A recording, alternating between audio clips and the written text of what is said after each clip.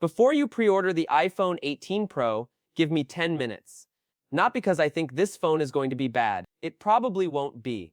The problem is that there are 3 numbers around this phone that don't sit right with me. And one of them is the kind of thing you may not care about on launch day, but you may care a lot about 3 months later. The last one is even stranger, because Apple could ask you for hundreds of dollars more while one part of the smaller Pro barely changes at all. I'll give you that number later. For now, just remember this, I'm not saying don't buy the iPhone 18 Pro. I'm saying don't buy it yet. Because this year, waiting even a few days could save you from buying the wrong phone. Let me explain. The first problem starts when the price appears right now. Apple sells the iPhone 17 Pro from $1,099 in the US. That is already a lot of money. Now look at what analysts are saying about the iPhone 18 Pro. IDC thinks Apple could raise the Pro price by as much as $200. That would put it somewhere around $1,249 to $1,299. And the Wall Street Journal's analysis goes even further. Once higher memory costs and the more expensive camera system are included, it says the starting price could reach around $1,399 or higher. Now forget Apple for a second. Think about your own money. You open the Apple Store. You choose the Pro, 256 GB. Then you see $1,399. What happens? You probably don't close the page immediately. You start trying to make the number feel smaller. Trade-in, monthly payments, carrier offer. Maybe you tell yourself it's only a little more every month. And that is exactly where expensive phones become easy to justify. A $200 increase spread across 36 months is only around $5.50 a month. That sounds small. But you still paid another $200. The monthly number didn't remove it. It just made it easier to ignore. And I think that is going to be a real problem this year. Because some of the extra cost may not even buy you something new. Memory prices are going crazy. Tech Insights estimates Apple paid around $39 for the 12 GB of DRAM in the iPhone 17 Pro. For the iPhone 18 Pro, that could jump to around $145. Same 12 GB, much higher cost. The 256 GB storage could go from around $13 to $51. Again, same 256 GB, more money. So imagine paying $200 or $300 more, and part of that extra money is not giving you more RAM, not giving you more storage. It is simply covering parts that became more expensive.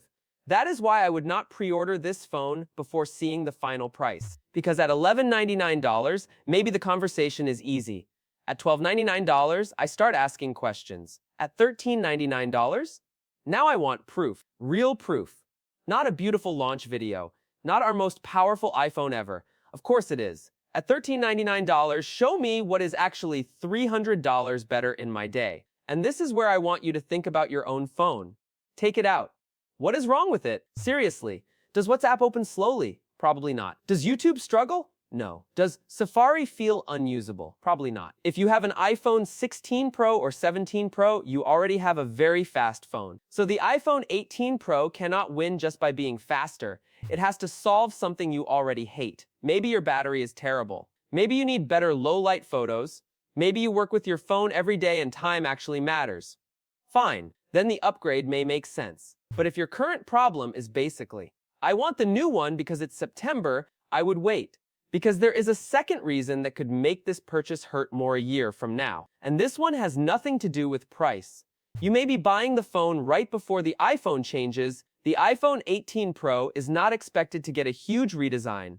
Current reports say the basic look stays close to the iPhone 17 Pro. Around a 6.3-inch display, a familiar rear camera area, a smaller dynamic island is possible, but the phone itself is still expected to look like part of the same design family. Normally, that would not bother me. A good design does not need to change every year. The problem is what comes next. 2027. That is the iPhone's 20th anniversary, and Apple is reportedly working on a much bigger redesign for that generation. Mark Gurman has talked about a mostly glass look. Curved glass around the body. A much cleaner front. Mac Rumors describes it as potentially the biggest iPhone design change since the iPhone X. Now think about how this feels as a buyer. September 2026. You spend maybe $12.99 or $13.99. You take the phone home. Great camera, fast chip, looks nice. 12 months later, Apple shows the anniversary iPhone. and suddenly your very expensive one-year-old phone looks like the last version of the old design. That would annoy me. Would it annoy you? This matters even more if you keep phones for 3 or 4 years, because maybe you are sitting there with an iPhone 15 Pro right now. Your phone still works. Battery is okay. Camera is okay. You can absolutely upgrade to the 18 Pro. But if the 2027 model is really the bigger change, you may be waiting only 1 more year for the phone you actually wanted. That is the kind of regret specs cannot fix. You know that feeling. You buy something, you love it. Then 2 months later, you start seeing leaks about the next one. Suddenly, you are looking at your own purchase differently. The phone did not become worse. But now you know what you could have waited for. That is why I think Apple's timing matters this year. And I'm not saying the 2027 rumors are guaranteed. They are still rumors. Apple has not announced that phone. The final design could change. But there is enough reporting around a major 20th anniversary redesign that I would at least think about it before spending $1,300 plus today. And there is another group of people who should think even harder. People using smaller Pro models. Because the third reason is specifically about you. And this is the number I mentioned at the beginning. The battery number is weird. The US iPhone 17 Pro has a reported battery capacity of around 42252 mAh. The iPhone 18 Pro, regulatory filings point to 4288 mAh. Difference? 36 mAh. That is about 0.8%, not 8%, less than 1%. Now be honest, were you expecting that? Because when people hear new iPhone, too many chip, new modem, possible higher price, they naturally expect the battery to move too. But physically, the smaller Pro battery may barely grow. And this is exactly why I would not buy it before battery reviews come out. Because Apple has a good argument here. The A20 Pro is expected to use a 2nm process. That should improve efficiency. The display is also expected to become more efficient. The modem could help too. So yes, the iPhone 18 Pro could last longer even with almost the same battery size. That is completely possible. But I don't want possible. Not at this price. I want to see somebody use it. Wake up at 7 a.m., unplug the phone. Use 5G, use Maps for 40 minutes. Take photos, record video, scroll Instagram, watch YouTube, use hotspot for a bit, take a couple of calls, brightness high outside. Then at 8 p.m. show me the number. Is it 35%, 20%, 10%? That tells me something. A slide saying better efficiency does not. And this becomes even more annoying when you look at the Pro Max. The US iPhone 17 Pro Max is around 5,088 mAh.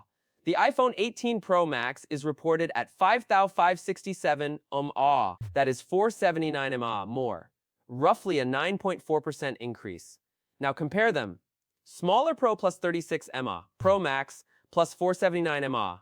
Come on. That is a huge difference. And I know exactly what some of you are thinking. I don't want the Pro Max. That is the problem. Maybe your hands are smaller. Maybe you keep your phone in your front pocket. Maybe you use it one-handed on the train. Maybe you are lying in bed at night and you do not want a 6.9-inch phone falling on your face. You like the smaller Pro. You just want good battery life too. Why should those two things fight each other? That is the real buyer problem here. The spec sheet says choose Pro or Pro Max. In normal life, the choice may actually be comfort or battery, and that is why I want real testing first. Maybe a 20 Pro makes the 4288 battery amazing. Great, then buy the smaller Pro. But if reviews come out and the Pro Max is lasting hours longer, now you know before spending your money that 1 week of waiting could change which phone you buy. And this is really the point. Most people do not regret a phone because one benchmark was lower. They regret it because they chose the wrong version for their life. You buy 256 GB. 6 months later, storage is full. You buy the smaller phone. Then you are charging it every afternoon. You buy the Max. Then you hate carrying it. You buy on day one. Then a week later, every review says the cheaper older model was the better deal. That is why don't buy yet is different from don't buy. Give yourself time. Let Apple show the price. Let reviewers test the battery. Go to the Apple Store and actually hold both sizes. Put the Pro Max in your pocket. Use the smaller Pro with one hand. Do not choose from a YouTube render. You are going to touch this thing hundreds of times every day. That matters more than one spec. And please do not let launch day excitement make the decision for you. Apple is very good at making a new phone feel like the phone you have suddenly became old overnight. It didn't. Your iPhone 16 Pro did not become slower because Tim Cook showed the 18 Pro. Your 17 Pro camera did not become bad. Your phone is exactly as good as it was the day before the event. So ask yourself something simple. What problem am I paying to fix? If the answer is battery weight for battery tests, if the answer is camera weight for real camera comparisons, if the answer is speed, ask yourself where your current phone actually feels slow. If you cannot name the problem, maybe you do not need to spend $1,300. And there is another person I want to talk to. The person with an old iPhone. Maybe iPhone 12.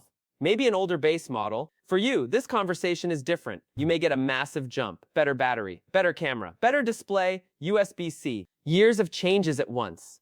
I am not telling you to wait another year just because a 2027 redesign is rumored. Your current phone may genuinely be ready for replacement. But even then, I would still wait until we have the final price and battery tests. Because you waited 4 or 5 years already. Another few days will not hurt. So here are my 3 answers, not 3 reasons to hate the iPhone 18 Pro. 3 reasons to slow down. The first is the price. We could be talking about $12.99, possibly $13.99 depending on how Apple handles higher costs. The second is 2027. A much bigger anniversary redesign is reportedly only 1 generation away. And the third is that battery 4288 mAh. Only 36 mAh more than the US iPhone 17 Pro. While the Pro Max may gain almost 500 mAh, none of those automatically make the iPhone 18 Pro bad. But together, they make pre-ordering it without thinking a lot harder to recommend. So when Apple finally puts the buy button up, don't ask, is the iPhone 18 Pro good? It will be good. Ask, is it good for me? Would you pay $13.99 if the battery tests are only slightly better? Would you take the bigger Pro Max just to get that much larger battery? Or would you keep your current phone for 1 more year and see what Apple does for the 20th anniversary? That is the decision. And for me, I would not make it on launch day.